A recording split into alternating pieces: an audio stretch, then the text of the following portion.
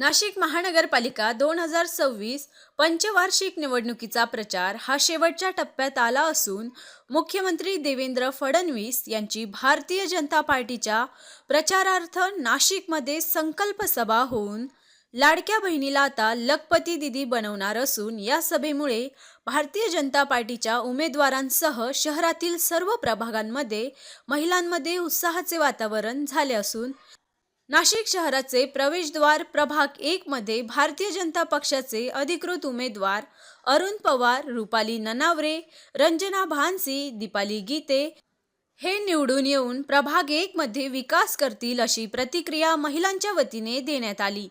प्रभाग 1 च्या गोरक्षनगर परिसरातून निघालेल्या महाशक्ती प्रदर्शनाच्या प्रचार महारॅलीत महिलांनी उत्स्फूर्तपणे सक्रिय सहभाग घेतला।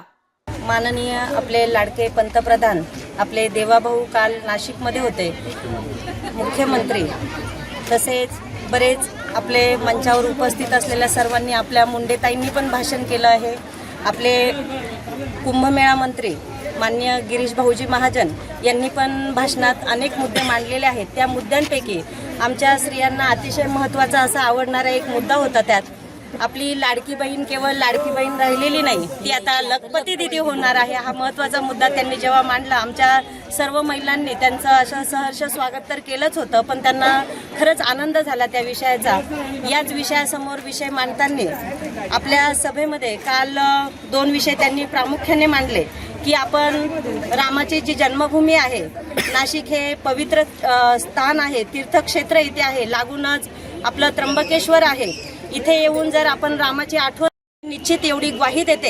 येणाऱ्या कुंभमेळ्यामध्ये आमचं नाशिक तर स्वच्छ राहणारच आहे, स्मार्ट देखील होणार आहे, पण अधिकच कुठेतरी कनेक्टिव्हिटी अधिक जोडण्यासाठी रिंग रोड असतील, सिमेंट कॉन्क्रिटीकरण असेल, असे अनेक मुद्दे त्यांनी मांडलेले आहे। विकासासाठी त्यांनी अगदी लॉजिस्टिक पार्क असेल, IT हब असेल, याचे मुद्दे देखील मांडलेले आहे। येणाऱ्या 15 जानेवारीला आपलं मतदान आहे। सर्व मतदारांना मी नम्र विनंती करते की 15 जानेवारीला मतदान करताना मतदानाला जाण्यापूर्वी मतदानाची प्रक्रिया समजून घ्यावी।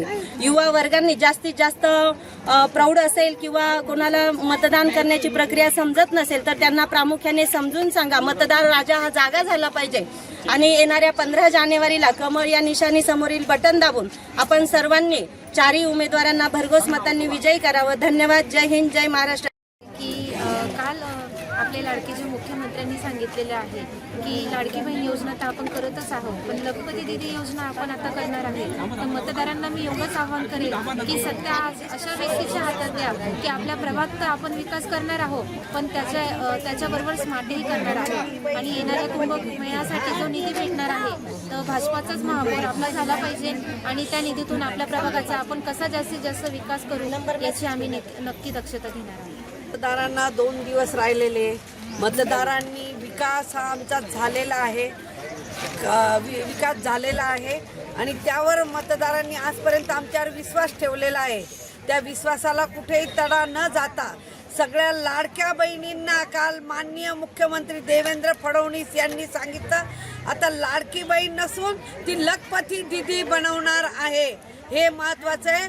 माननीय मुख्यमंत्र्यांनी जे सांगितलं का जे म्हणजे नाशिकमध्ये जे जोडल्या जाणारे सगळे कॉन्क्रीटी रोड आहेत ते त्यांनी त्यांचं त्या ठिकाणी डिक्लेअर केलेलं आहे। त्याच्यामुळे माननीय मुख्यमंत्र्यांनी काल त्यांच्या सभेमध्ये नाशिकसाठी जे काही द्यायचे ते त्यांनी काल सांगितलेलं आहे। त्याच्यामुळे मतदारांना मी एकच आव्हान करेल, विकास हेच महत्त्वाचं आमचं ध्येय आहे। प्रचाराचे 2 दिवस उरलेले, प्रचार धामधुडीत चालू आहे, धूमधडाक्यात चालू आहे।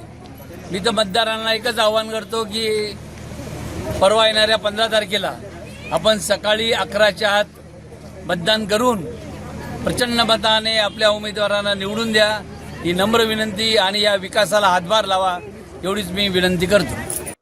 टॉप न्यूज साठी सचिन गायकवाड, नाशिक।